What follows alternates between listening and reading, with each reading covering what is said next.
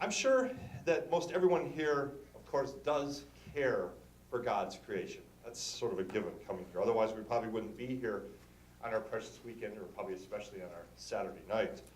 But it's very special, I think, to be able to focus on these issues in an interfaith context, where we can each bring our special perspectives to this discussion from our different faith traditions, and in the process experience what I'm going to call our interrelatedness, all that we have in common, our oneness.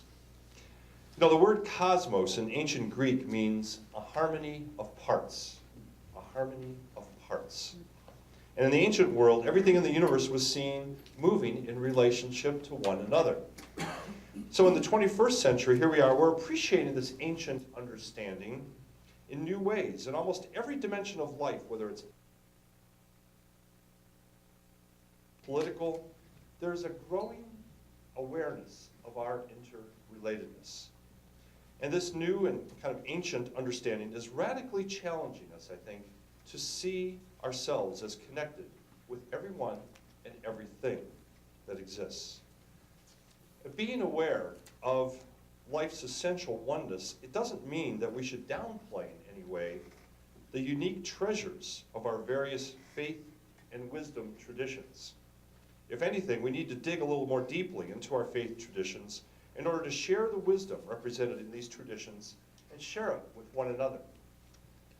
I think we can best serve and advance the understanding of our interrelatedness, not by watering down these distinctions of our traditions, but by bringing our different gifts, because we all bring unique gifts that we've been given, to serve one another and to serve our shared journey. So we live in a new consciousness of life's interrelatedness, and this awareness relates both to life's essential oneness and to life's shared brokenness. This emerging awareness can be described, in one sense, as a new Pentecost on a vast and unprecedented scale. It's a new and fresh outpouring of the Spirit. Just as Hebrew scripture begins with a description of the wind of God hovering over the chaotic deep at the beginning of time to bring forth creation in its oneness, that same Spirit is hovering over our human spirit now, today, to bring forth this consciousness of life's oneness that maybe we couldn't have imagined before. And what's the glue that's holding this interrelatedness, this oneness together? Of course, it's God. It's His love. And similarly, at the beginning of the Acts of the Apostles in Christian scripture, there's the story of the Holy Spirit breathing a new passion for oneness on the early followers of Jesus, so that on Pentecost Day in Jerusalem, they spoke in tongues that could be understood by everyone, by every nation. That same Spirit is breathing a new vision of oneness into our awareness today.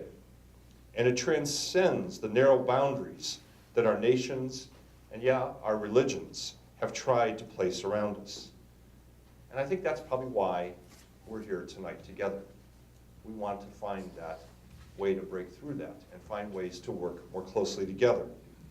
So I think something for us to think about, something for us to pray about, is how are we going to respond? How are we going to respond to the information that we are sharing with one another this evening and tomorrow? And then how will we act upon it? What will we do with it? How will we allow it to change us, change our hearts? How will it allow us to have the courage to go back into our congregations and be maybe a greater leader, maybe a greater advocate for some of these issues? You know, we live in the midst of a unique moment. Thomas Berry calls it a moment of grace. It's a decisive moment in which we are being offered a new and yet ancient way of seeing, so that we can transform the fragmentations of our lives and world back into relationship. What will we choose? You know, what path will we follow? This conference is wonderful, I think. I'm just anticipating it and just seeing all of you, because it's going to provide us with wisdom of various faith traditions. shared learning from experts after years of study and experience, and of course some suggested actions for us to consider. We can all hopefully consider taking these back with us. We're here as individuals, but we're also here as members of our faith congregations. So let's learn from one another in these next 2 days, to help each other, to come together in a new sense of oneness, exploring what all the things that we have in common and the richness that we all bring in this journey, so that we can together help provide the moral leadership that our congregations, our communities, our nations, and our earth need so badly right now. I'd like to just share a little snapshot of our amazing conference program that's coming up. You have a copy of this in your materials, just to highlight a few things. So this evening, we're going to have our first keynote speaker, David Wann, who's a dear friend of mine, a former EPA colleague, author, filmmaker, speaker on sustainable lifestyles and designs. He's also going to play the guitar for us, which is pretty cool. Then we're going to have a half hour of structured networking. Larry's going to help kind of guide us, make sure we're in the right places for that outside. It's a great opportunity, again, to meet, to network, to share, just to really develop new friendships and new relationships with others, especially with others in different faith traditions. It's really a neat opportunity. Then that's going to be followed by a national renowned guest speaker, Bill McKibben, who's going to join us on DVD. He's the author of at least a dozen books on the environment.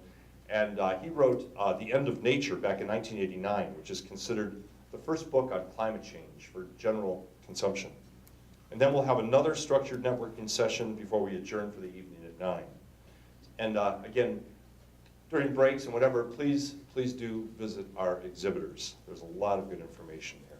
Then our exhibits are going to open again tomorrow morning, Sunday morning, tomorrow at 10, followed at 11:30 with time for registration and a soup and salad buffet until 12:30. And then we're going to have our first set of 4 workshops, then an opportunity again to have a soup and salad lunch buffet and time to visit the exhibits. And then we'll hear from our third keynote speaker, Michael Shute, who's going to be speaking on spirituality in a climate change context. And his talk is going to be followed by 2 sets of workshops with breaks in between, a total of 6 additional workshops, again with outstanding speakers. So we hope you will take the time to be part of that. And Sunday's session is going to close with a wonderful panel, including State Representative Crisanta Duran, Denver's Chief Sustainability Officer Jerry Tinanao, hope I didn't mess that up too badly, and Nelson Bach, who's a member of our board on Colorado Interfaith Power and Light. And then finally, Tina Yankee, also on our board, will provide some closing remarks, pulling all this together, which is always wonderful. So I hope you're as impressed as I am with the talent that's in this room. And just look around. If you haven't greeted the people next to you, I hope when we're done here, please do that. But the talent begins right where you're sitting. If you hold up a mirror, you all bring so much to this. So we're, again, so honored that you're here and part of this. Again, hope time to visit with members of our board of the Colorado Interfaith Power and Light. We would sincerely like to talk to you a little bit more about what we're trying to do from an interfaith perspective to advance these ideas and learning, especially with congregations, and have you be part of that effort with us. So let's begin. David is here. David is a dear friend. He's an author, he's a filmmaker, he's a speaker on the topic of sustainable lifestyles. He's the proud father of 2, says. He is a gardener. He is the designer of his community, Harmony Co-Housing in Golden. I don't know how many of you have seen that. It's a wonderful, wonderful place. Yeah, it's great. There's the designer right here, he can tell you, and resident. He has written, again, many books. He co-authored the book Affluenza almost 8 years ago, and he just told me tonight it's been pretty much completely rewritten and updated, and it touches on a lot of the things that we're going to touch on in this conference. It's now in 9 languages. There's a 3rd book in the trilogy about creating a more sensible way of life. It's just called The New Normal, which I love. And if you haven't seen that, I would pick up The New Normal because it's very action-oriented. There's like 33 action steps in this book called The New Normal, which guide us, no matter where we are, into taking some really important steps forward as individuals, as congregations, and as communities. So it's really good. With that, I'm going to introduce my friend David Wann.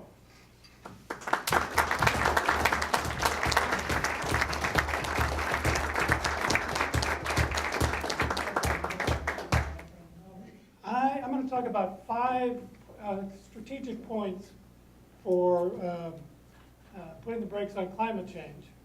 Climate change is arguably the most important issue that our civilization our Western civilization will face. Still not, okay, so it is coming up. And to me, the most critical, the most strategic point is the culture, how we come together. And I want to look at some things, basically I'm going to slice my way through the material tonight, and with your indulgence, I will read a lot of the excerpts from The New Normal, as well as the rewritten Affluenza, which isn't completely rewritten, but it's about, I would say, a third to a half rewritten. And we actually first wrote it in 2000 and then updated it in 2005. And then a lot of things happened after 2005, as we all know. Just the whole thing shifted, but not in a way that gained momentum. And that's kind of what I want to talk about tonight. That we need to get that momentum, and how do we do it? Based on other things that have had this kind of urgency. One that occurred to me, and as I was putting my slides together today, I was thinking, well, let's look at how tobacco was sold and how it became an addiction, and then how we began to think about, well, let's get rid of this. This is no good. And so much of it has to do with health and with emotion. And I really think that as I'm, again, trying to present these ideas, here's that dreaded word, paradigm.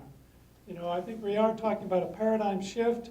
A paradigm might be referred to as a shared idea in the mind of society that constitutes that society's deepest set of beliefs about how the world works. So it sounds very airy, but the fact is that is where we need to go in surgically and change the paradigm. And we're not that far off. A paradigm really, all it takes is a click in the mind, a new way of seeing. It is in the space of mastery over paradigms that people throw off addictions, bring down empires, and have impacts that last for millennia. And we're poised at the perfect place to recreate the whole civilization, to recreate the course of history. We're the people who are going to do it. And I do believe we're going to do it. People ask, am I an optimist or pessimist after writing nine books on the environment and 25 videos and 5 TV programs. How can I remain an optimist? Well, because it doesn't, pragmatically, it doesn't make any sense not to be.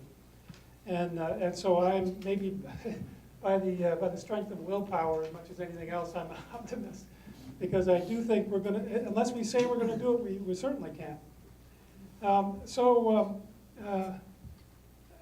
What I'm thinking is that this normal that we're in, this current way of, let's see, what do I need to do there? No, that's not it. These are the 5 strategic points. Actually, would you mind looking at this screen, because it looks really odd on the video? I have Okay. you and those. Oh, okay, gotcha.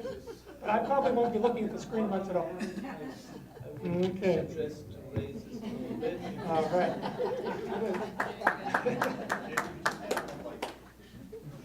One leg, yes, I can do that, but only when I'm leaning on something. Thank you for the tune-up, and I think I'll need all the tuning up I can get. So again, what I want to dwell on probably as much as anything is this idea of social alchemy. How do we begin to take something that is not in tune and tune it up? And I think this is the perfect audience for that, because you people are people of action and people of ethic. Certainly there's been a lot of commentary from the religious community about the state of affairs in the U.S. When Mother Teresa came to the United States to receive an honorary degree, she said, "This is the poorest place I've ever been in my life." This was recalled by the former director of World Vision, a Christian charity organization. She wasn't talking about economics, mutual funds, Wall Street, the ability to consume. She was talking about poverty of the soul. Says Pope Francis, "Unbridled capitalism has taught the logic of profit at any cost, of giving just in order to receive, of exploitation without looking at the person. The results of such attitudes can be seen in the crisis we are now living through." The Golden Rule is expressed in more than 100 religious texts, from Christianity through Hinduism and Islam. Many Eastern faiths extend the Golden Rule beyond one's fellow human to encompass all living beings. Do unto other species and to the future the way you would have them do. And as a key concept in Chinese, Greek, and Indian philosophy, the golden mean is something that emphasizes tolerance, moderation, pluralism. So indeed, all our great religious traditions include the idea that human beings are seen as having a purpose in life. Stripped to its essentials, the purpose is to serve God by caring for God's creations and our fellow human beings. So we're it. We're the group that's going to do it. Well, I want you to look at that. Okay, gotcha. Well, I'm going to try. I got that thing up there too. Sorry, Martin. So in this one, this is us. And so some of you skeptics in the crowd are saying, what if we're doing all that and it's just not even real? We're doing this whole thing about green jobs and livable cities, and why bother? But the fact is, I'm thinking very much that we're at a moral crossroads. We already have the facts. We already have the technologies that can do something about the facts. What we need to do is convince ourselves that it's morally the right thing to do, and that we need to do it very quickly.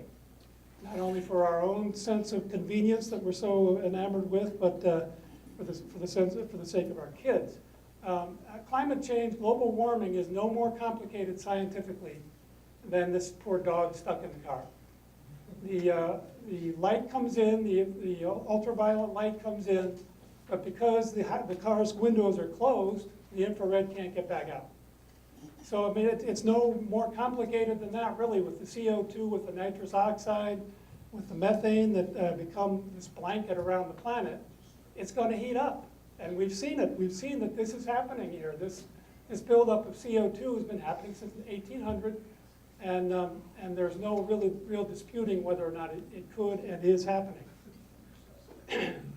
And this is, the IPC, the Intergovernmental Panel on Climate Change, hasn't come out. It's coming out in March, but the latest report was sort of in the spirit of the times, snuck out of, before its publication date. And what it says is what you're seeing here. This, it's not a pretty picture. We shouldn't. We shouldn't think that it's just about the world getting warmer. It's very much about us trying to deal with this mega problem of drought and of fire and polar bears. This is a picture that was on the front page of the New York Times about 10 years ago. And these polar bears aren't able to make a living.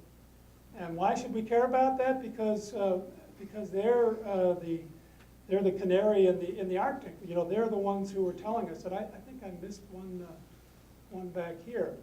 One more. There we go. This is not an actual picture. It's sort of a pastiche of different photographs. But you see both cause and effect here. And we're looking obviously at the Arctic. If we were actually to see a real-time picture of this, at the end of summer, it's mostly water. And the cause of it is some of the lights that are on the planet there. The cause of it is the idea that there's been too much land under cultivation and plowed every single year. That there's been so much deforestation, etc.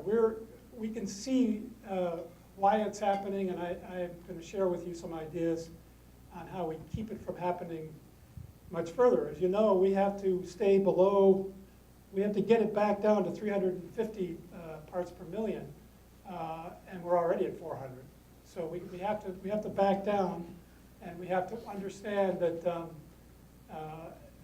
that we do have the capability to do it. But again, what's holding us back is our sense that not only can we do something about it, but it's so pressing that we need to do something slightly different than we're in the habit of doing, that is step outside of our comfort zone. We need to embrace the unfamiliar and say, this is not the way we have been doing it, but I can see that this is going to help us get beyond this crisis. I want you to tell me to change climate change, to help climate change. And this poor guy, his hair is turning gray. He's given it a pretty game try, really. He put a lot of money into renewable energy, and that's one reason why in the last several years we're pretty much on track to be at our 1990 levels if we continue at the levels we have been, largely because of the recession and the idea that we became more sufficiency oriented and efficiency. But we became a country that was willing to make some call it sacrifices, but I don't call it sacrifice. I call it the ability to say, well, we thought this was going to be a deprivation, but really, if we begin to look at what we really want life to be, it comes out so that it's not really that big of a deal to change what we're doing. Let me fumble through some of these papers here because I have one that's very, very relevant to that. I wanted to say, too, that we tend to think sometimes, well, we're just individuals, and we're just, we can't really affect politics. We really can't, make things happen. But the fact is that we're far more than consumers. We're far more than individuals who don't have any power. We're voters, teachers, employees, churchgoers, discussion group members, menu planners, city planners, product designers, investors, union members, members of food co-ops, farmers market attendees, recyclers, politicians, writers, and most importantly, we're people who talk, email, Twitter, text, and otherwise communicate with other people, constantly building opinion. And I happen to see this in the podium here, constantly building opinion. And that's what we're doing right now. And each one of these many roles can be guided by the new paradigm ethic outlined in The New Normal and in Affluenza and other books that I've had a hand in. And that it's a question of saying, okay, so this side wants, let's take carbon tax, for example. You all don't want any taxes of any sort ever. However, what if we were able to lower taxes and let people have more spending money and have more investing money and saving money, and then we could actually raise our revenue from carbon tax, as 25 European countries are already doing. There are ways that we can finally begin to say, how do we forge consensus on this thing? How do we realize that this is so much bigger than anything we've seen before? So how do we coalesce? And so we're in that list of people who, if we take climate change as a common foe, in each of the things that we do, in our jobs, in our churches, we need to be opinion sharers, and we need to actually be making it happen because only we can. Culture is the only way we can do it. A paradigm shift is imminent because in various critical sectors, technologies and the resources that feed those technologies have reached the point of diminishing returns. The limits are no longer technical. We can't just come up with some new gadget and we're going to find a lot more oil, and we are finding natural gas, but look what we're doing with it. The fact is they're biological and geological, and there will be an endpoint to them. And so now is the time that we need to do this. We're at a place in a normalcy that normal is getting dressed in clothes that you buy for work, driving through traffic in a car that you are still paying for, in order to get to the job that you need to have so you can pay for the clothes, car, and house that you leave empty all day in order to afford to live in it. And that's Alan Goodman, the columnist. In exchange for some 100,000 hours per lifetime of commuting and jobs that often fail to inspire us, we often settle for houses too big to maintain, superficial connections with people, easily broken gadgets, and nutrition-free processed food, counterfeit rewards that can't possibly meet our needs. So why do we cling to them? Apparently because that's the way our culture is programmed. And because we are physically, psychologically, and socially addicted. Now, what do I mean by culture? It's a word that we use quite routinely, but it's about something that can substitute for consumption. Culture and nature, if they're in a good state, are going to substitute for all these things that we think we need. What makes life worthy and allows civilizations to endure are all the things that have bad payback under commercial rules. Infrastructure, universities, temples, poetry, choirs, literature, language, museums, terraced fields, long marriages, line dancing, art. These are all priceless. Those are the things that we really should be valuing, and not all the gadgets where we're trying to get those things. Culture is devalued in our world because it's difficult to sell prevention, tradition, resilience, and restoration. Those are all things that actually cut against the grain of the commercial empire that we're stuck in. They compete with the shoddy products that make shareholders rich. So let me move along here in the slides just a bit. It's a moral issue. We really need to confront this issue using similar techniques to 12-step programs. It is an addiction. It's not like an addiction. It is an addiction. Here's one of my favorite sayings, Gandhi: speed is irrelevant if you're traveling in the wrong direction. And it's quite a smart fellow. And that's the fact, that's where we need the culture. Because culture is what gives us direction. So we need to go into the heart of the culture in order to make decisions on what technical changes, what political changes, which direction we're going. Here's, this is evidence of our current normal. It's been reported by funeral directors that people are very routinely requesting to be buried with their cell phones. And I have just finally graduated to having a smartphone, which I haven't figured out how to use yet, but they're incredibly, they're ingenious. They are devices that have never seen the like of them before. However, how are we going to use them? And I think what we need to do as a culture is decide that the pivotal point, the reason why our culture needs to be together and have this sense of belongingness and conviviality, is that we are the ones that define what success is and means. I think that's the single most important fulcrum, the lever that can shift us. If we say, you know what, we have been doing this financial thing. It works for a few people. We all on the radio, we hear all day long, the Dow is up, the Dow is down. Well, only 50% of us really have stocks anyway. And now, as you know, the money has drifted to the top 10% now, and the top 0.1%. And it's time for us to get our emotions into this thing, and that means that outrage within bounds is perfectly justified now. It's perfectly okay to say, I'm going to be civilly disobedient in a nonviolent way. This is something that's worked before for civil rights, etc. I am going to take a stand here because we're going to lose it unless we can get busy and get beyond Black Friday or whatever. Here's the way it's going to look in about a week or so. Zombie days. And this life is not really. We put up a good front on it. We pretend that it all is well.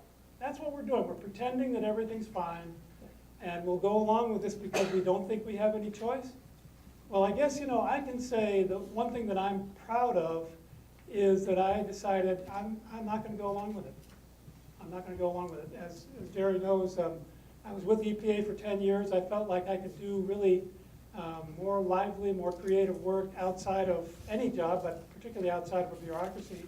I left. The same month that I left that job, I moved into this co-housing community where I now live. And it was a paradigm shift. It was a personal paradigm shift. And I know for a fact that sticking out one's neck is not always so terrifying. That's kind of where I'm coming from, that I'm trying to encourage myself to continue doing it. I'm trying to encourage you to encourage others to get outside of our comfort zone, because it really can be quite satisfying. So changing the definition of satisfaction and success, I think, is exactly what we're trying to do right now. This particular world is the game's over. For geological, for psychological, sociological reasons, the game that we've been playing, it was invented quite some time ago, the idea of capitalism. 2 books written in 1776. Common Sense was about democracy. The Wealth of Nations was about capitalism. And all these, a couple hundred years later, we see that it's a completely different situation than Adam Smith was talking about. Capitalism's a great idea if you only have 10 million people in the country, and you have the butcher, and if his meat's no good, you can hold him accountable. There's no accountability, and this idea of remote ownership is crazy. I have some things that I'm very excited about. Has anyone read the book Owning the Future, Owning Our Future? Well, I really want to read some excerpts about that because I think that there's a much more democratic way of running capitalism, and that's in the credit union and co-ownership of business sense. Ways that we can own it, and not some guy who doesn't even care. If caring is sort of the theme of this gathering, the corporate state is not, and it's time that we say that, is not serving us. Okay, so here's where I wanted to get into sort of pseudoscience and talk about the addiction. Not that I'm sort of an expert on this, but I'm fascinated by the physics and the chemistry and the biochemistry of behavior. And I did a little bit of searching for the update of Affluenza. And in an ancient bundle, the amygdala and the nucleus accumbens, which is right near the old brain from, I don't know, a million years ago.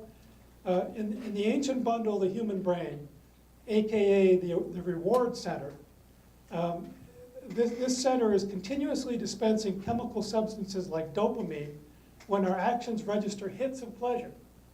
And this is quite logical that animals do this too. If we're doing something that benefits the species, benefits the world, then we're going to get clicks and say, that's good, I'm going to do that. And I'm more sort of being directed by my lower brain to do these things that are in the benefit of myself and my species. It's a kind of a chemical pinball machine, and the reward center's underlying purpose is to seek out and score survival needs like food, water, leisure, energy, sex, and social connection. The problem is the reward center isn't evolving as fast as technology. And that's why I tend to be semi-Luddite. I'm not saying technology's bad, but I'm saying we gotta look it over. And we gotta find out if GMOs, we have to find out if nuclear, some of these things are in our overall benefit. Just because we're capable of doing something doesn't mean it's desirable. For example, sugar is chemically rewarded by the reward center because of its apparent energy potential, but the human body has never experienced anything as concentrated as a box of Dunkin' Donuts or Pop-Tarts. Sex seems to spell survival in the reward center despite the anthropologically unfamiliar specter of overpopulation. The lower brain didn't anticipate that there would be 7 billion and rising. Fast-moving images on television seem to be related to survival because we better look out, something's happening. So we surf these images to score chemical rewards. We're constantly drugging ourselves on this addictive behavior that we have that is sort of hyper addictive because the game is so changed. Laboratory rats are so addicted to self-induced stimulation of the reward center that they lose 40% of their body weight and die. They're going to keep doing that, and effectively, isn't that what we're doing? We keep going back, ding, ding, ding, ding, and why bother to save the planet, learn to handcraft a table, or make a new friend and have a sense of connection when our reward centers feast on calculated hits and bits of images, tastes, memories, emotional cocktails that promise pleasure, security, vitality, and social conquest. Okay, I'll take a deep breath here. The good news is that our collective intuition remains fundamentally intact. Fundamentally intact. We still have a decent shot at creating a healthy new identity, just like we do in a 12-step program, a new identity, a different way of living. It's time for a cultural revolution, a social tsunami, focused on focused social media and mentoring, and strategies that I call anthropolicy, policies aligned with what we truly need, and biologic, designing with nature rather than against it. Here's why we're beginning to pull our civilization back to its set point. Here's the critical piece. Here's the piece that we can grab a hold of. Our primordial bonds with generosity and altruism are even stronger than our cultural affair with stimulation, speed, and gratification. By examining human responses to various images with MRI technology, neurologists observe that altruism and cooperation outcompete even virulent addictions like gambling, drugs, war, shopping, and superficial sex. One of the very strongest, most satisfying stimulants in the universal bond of love is between mother and child. If you see an image when you're in the MRI tunnel of mother and child, that is something that is just so deep in that part of our brain. It is so important to us. The bonds between people and nature are what are going to ultimately save us, because we're getting tired. We're getting tired of the ding, ding, ding. And we want to come back to something that has some meaning. And can we tap into the power of generosity and trust to override the momentum of a quick hit culture? Of course we can. We've already returned to our anthropological set point many times before. By trashing counterfeit rewards and culturally destructive behavior, we can make new agreements about what it means to be unselfish and truly successful. Instead of deadlines and dying species, we'll choose lifelines and living wealth. And living wealth is a very much of a set point of what I want to talk about too. So I mean, it's almost like all we really have to do is change one thing. I'm not going to go for that higher echelon job, even though it pays so much more money and everything, because I just really don't want to. I would rather have a job that has meaning and that enables me to have some energy when I'm done working and so forth. There's so many reasons why we'll shift off of that set point, that same old game that we've been playing. And I love what economist Robert Reich, who was the labor secretary under Clinton, and has written some very nice books. I really like Super Capitalism. Have you read that one? He says, we really can't blame corporations for playing the rules of the game as it's currently set up. So even though he's not really a corporate guy, he's saying we can't blame them though, because the rules are wrong. So we, the culture, need to give directions to the corporations that say, we're onto you. We're going to occupy Wall Street. We're going to occupy everything else. We're going to be on social media. We're going to heckle and hound you guys until you have a conscience in your corporation, and until until we're satisfied that it's fair. And fairness is something that we can get indignant about, and that's what typically does it. Fairness and negative emotions like disgust or shame. I think one of the strongest ways to provide change is to say, I feel ashamed. And this, again, is part of the 12-step program. I feel ashamed, but I'm going to convert my shame into pride. So we may not be doing it exactly right now, but We know we can get to this better place. I know I have the support among my culture that, you know, that people come together from all different places, and we all agree that we want a life that makes more sense, that is more fair. That's what the American Revolution was about. That wasn't fair.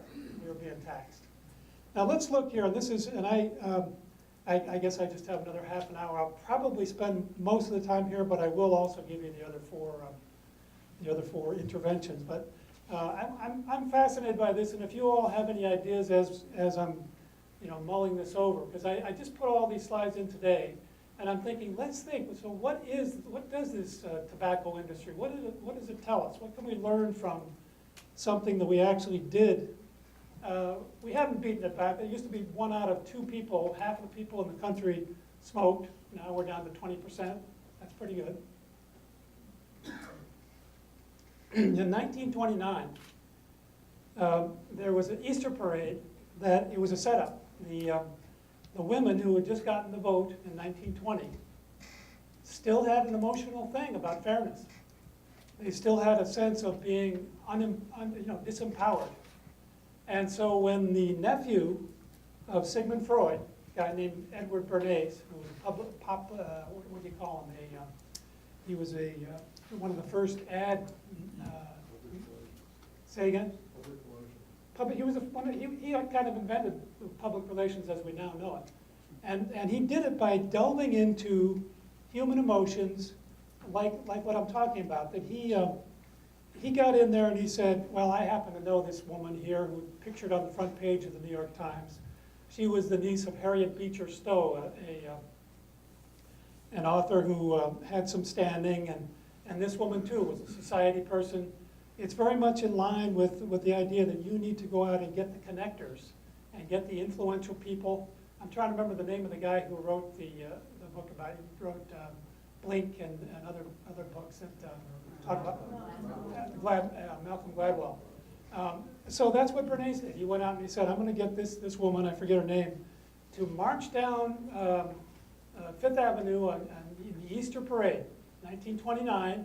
And we all know what happened soon after that. But the fact is, they were very charged up by the idea. Yeah, men can smoke, but we can't. And cigarettes stood for liberation from children and child rearing. It's the idea. We've got we're doing all the work here. And since this taboo against women smoking, according to this one expert, was largely sexual, women who smoked were seen as shady ladies. It's like only the shakiest ladies smoke. So Bernays said the way to expand the market was to poo-poo that whole idea of sexual, morality and so forth as being repressive. So he connected the idea of sexuality with smoking and empowerment. And by 1929, neither advertising nor behaviorism thought of man as completely malleable in the hands of the omnipotent conditioner. These aren't my words.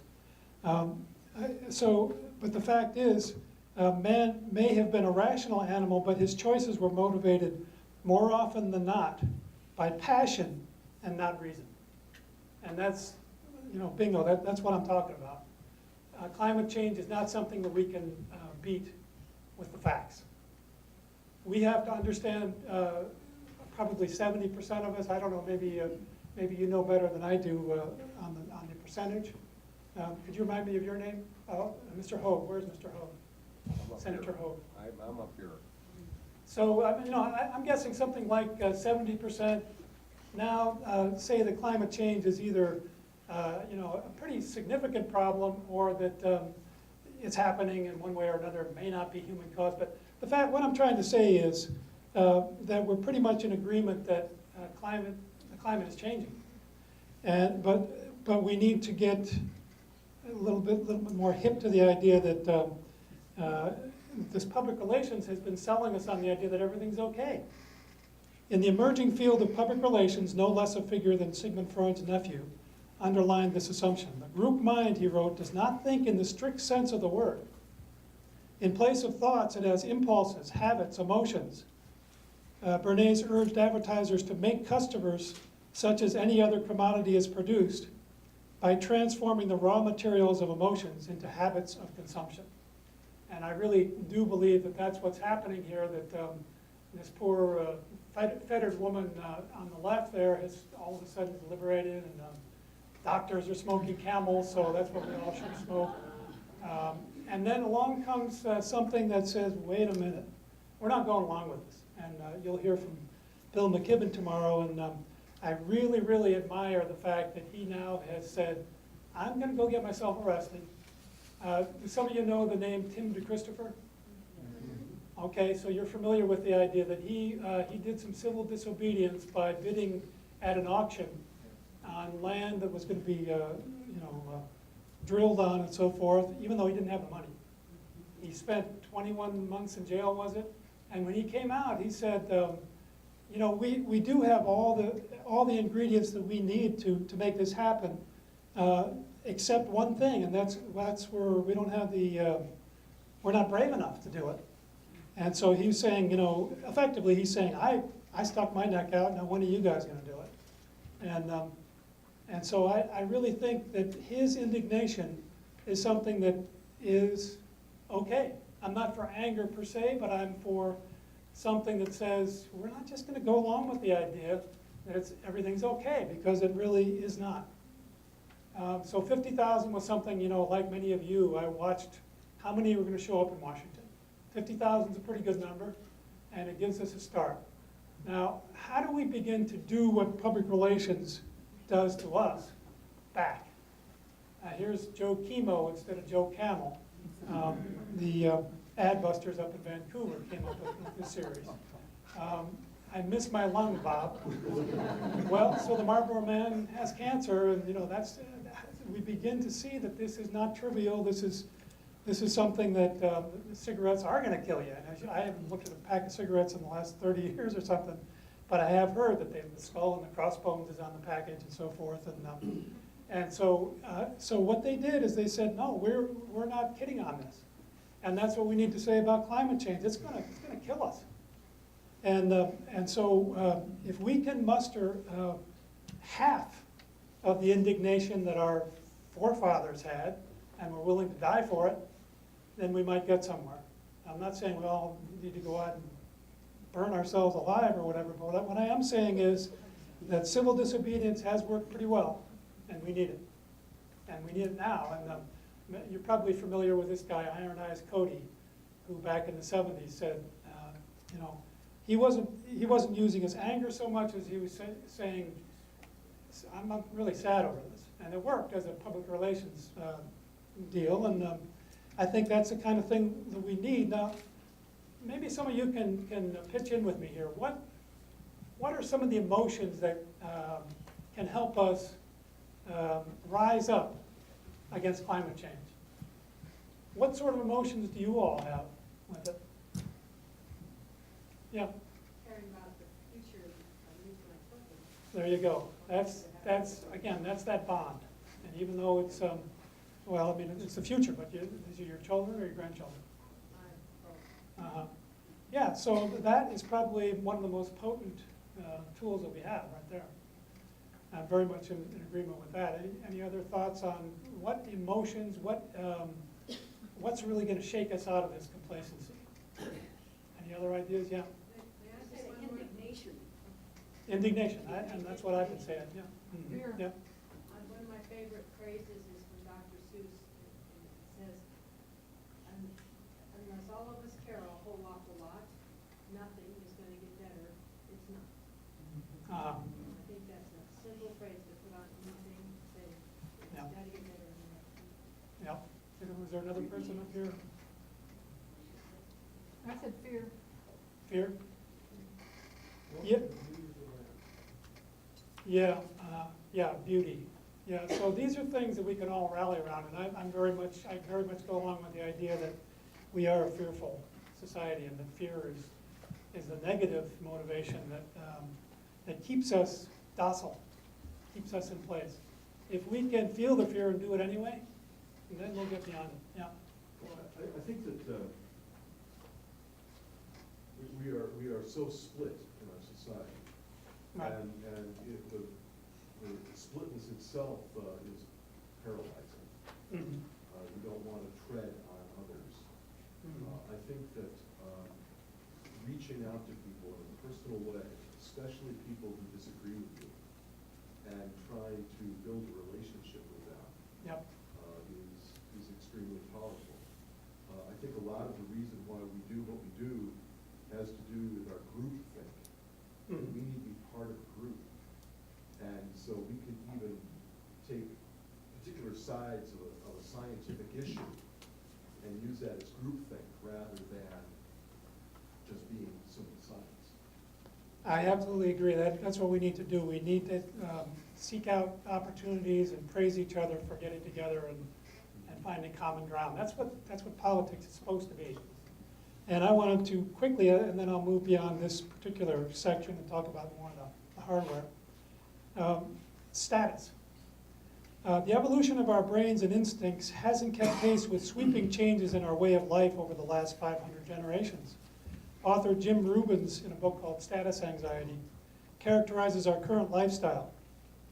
Unceasingly fluid relationships, constant challenges to our status within new groups, the geographic dispersion of extended family, the message that only we are responsible for our life's outcome, the barrage of status comparisons we see in mass media, and the incessant modeling of unattainable, stratospherically high goals. All these conditions pit the individual against the group, resulting in an epidemic of depression over what Rubens termed social defeat. Status is a word that has had a negative connotation, but it's what we need as humans. But again, the pivotal point that I and many others are making is that a cultural shift to other ways of earning and rewarding respect is a central theme in creating a sustainable future. We need status, yeah, we need to have a sense of respect, belonging. We need to know that we fit into this.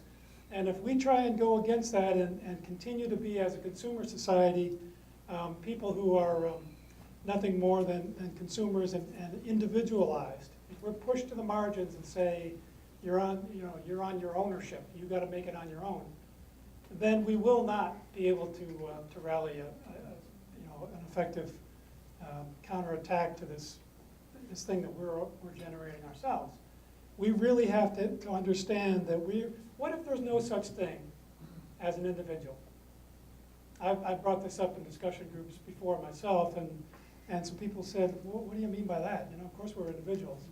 Well, but listening to NPR recently, for example, there's all this gut bacteria and so forth. There's much more about our bodies that's not us than is us. There certainly is a whole sense of having to work together as a species, like I said. There is this wonderment over what's our piece in the wider universe. The individual, in my estimation, or just as a conjecture, maybe the individual's role is to go out and do the best that we can and be diverse in our solution, in a way that we come up with solutions. And that the individual's role is actually to report back to the species and say, I got an idea.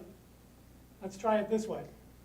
And certainly that's at least partially not just conjecture, it's real. We're not just an individual. So we have to pull together as a species, and I think we are, and I think we will, but we got to work at it. And I wanted to, when I had all the ideas about cigarettes and so forth, I meant to come up with my piece. I do think we need emotion, content. I think we do need art. And this is a piece that I'm contributing, and hopefully it has some value. It's a song called Batman and the Devil. So Batman and the Devil is a song that characterizes Batman as humanity. He's going to step forward and see what he can do against the devil's insistence that the devil wants a hot planet.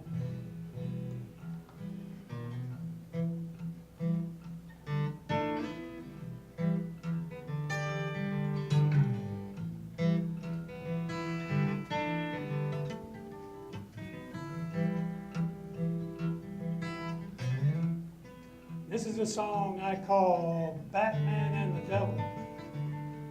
You know the devil wants the whole planet as hot as Death Valley. But you and I are going to tell that devil where to go. Together, we're going to chase that monster straight back down to hell.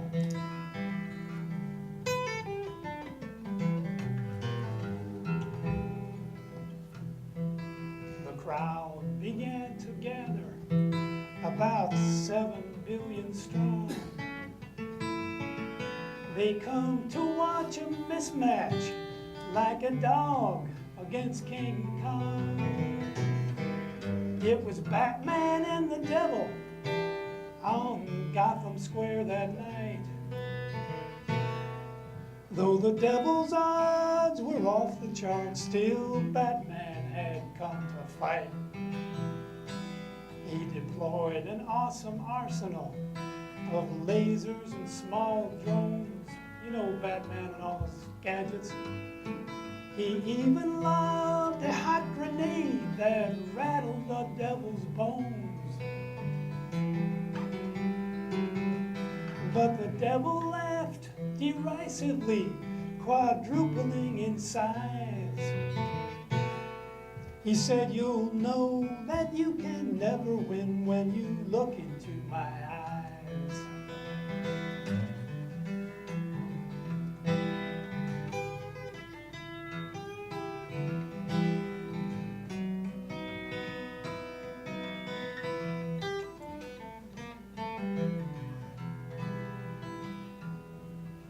The world is getting hotter in accordance with my plan. As this becomes a hell on earth, I'll gain the upper hand. I'll scorch your farms to ashes, curse the devil in a growl. I'll unleash your smoky power plants like werewolves on the prowl.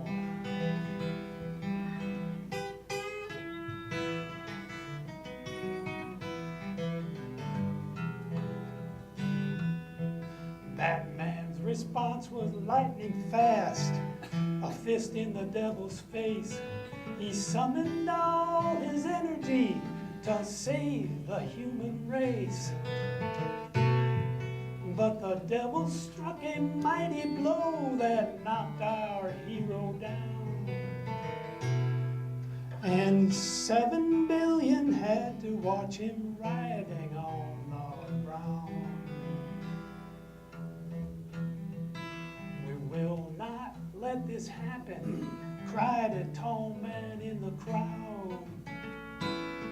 He went running straight at Satan, and he was shouting out so loud,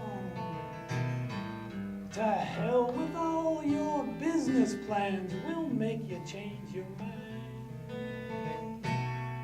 And 500 million more of us came running right behind. That's us. According to reporters, it was not the force of might that chased the devil back to hell on that historic night. By the strength of our convictions and with a sense of what is right. When humans work together, we turn darkness into light.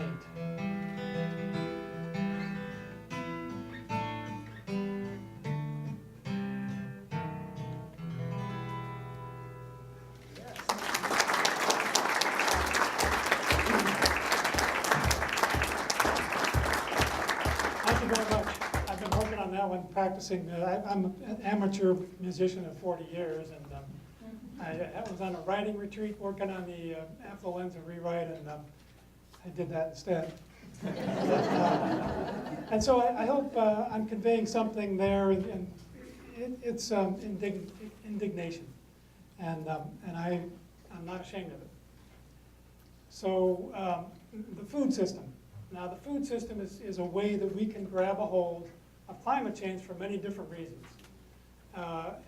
It obviously requires a lot of energy to grow the food to package the food, to freeze the food, and so on.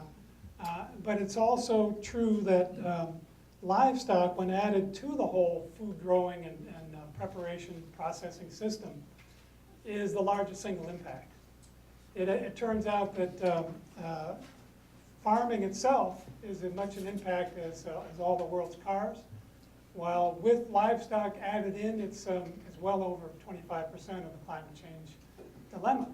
So yes, energy is important. I'll get to that just briefly, sort of in passing, but the fact is, what's really important is that in our own lives, we can begin to get a handle on food and how to bring it to the table in a way that, that helps us do the right thing and at the same time keep ourselves healthy.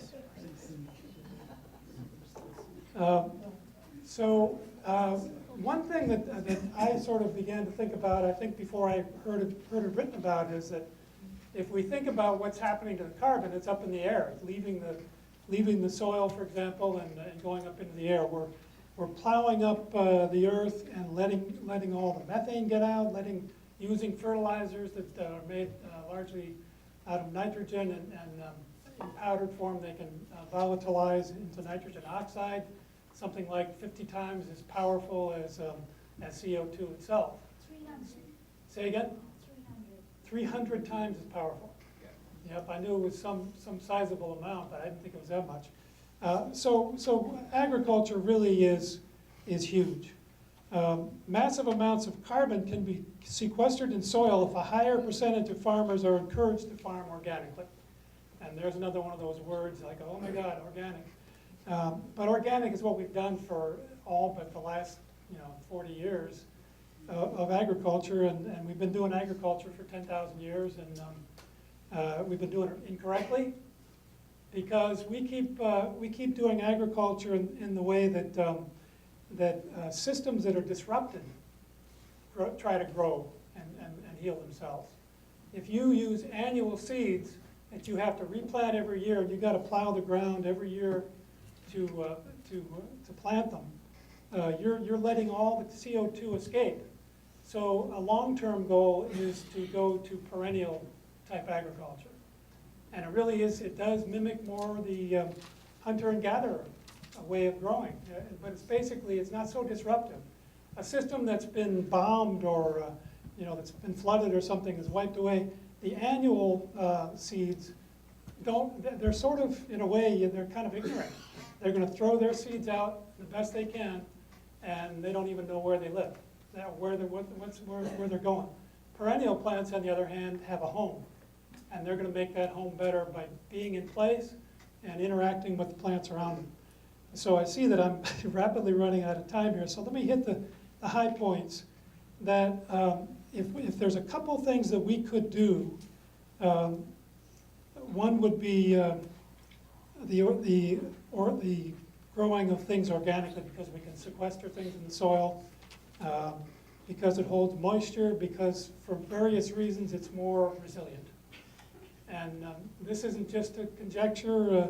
A 23-year study conducted by the Rodale Institute found that organic farming increased soil carbon by 15 to 28% and soil nitrogen by 8 to 15%. Not on a, this would be on a homeostatic basis. In other words, we continually keep that carbon at a higher ratio in the soil. We're storing it, we're sequestering it. So organic is good for more reasons than flavor. The White House chefs use organic cooking because it tastes better, and that's what all the presidents demand. But beyond just the sort of the appeal of organic and no pesticides and so forth, there are very cogent reasons why if we can avoid those manufactured fertilizers, 102 million tons worldwide, converting just the acreage now planted in corn and soybeans would reduce global nitrous oxide by 10%. The other thing we can do, and we've been told this over and over again, we're getting tired of being heckled about it, but it's not that painful, and that is see if we can reduce our meat consumption. Because livestock are a major impact, and there are ways that we can get around that. And we should by saying, like Thomas Jefferson did, meat is great as a condiment. You know, let's use a little bit of it. We don't have to have, you know, 3/4 pounds of every day. And meatless Mondays, I think it's been said that if everyone practiced meatless Mondays, on those Mondays it would be like taking 8 million cars off the road. So a reduction in meat consumption is good for our hearts, it's good for our health, it's good for our wallets. If you have to eat meat, it's said, maybe you know that the stat on this, chicken I think is 1/10 the impact of beef, for example.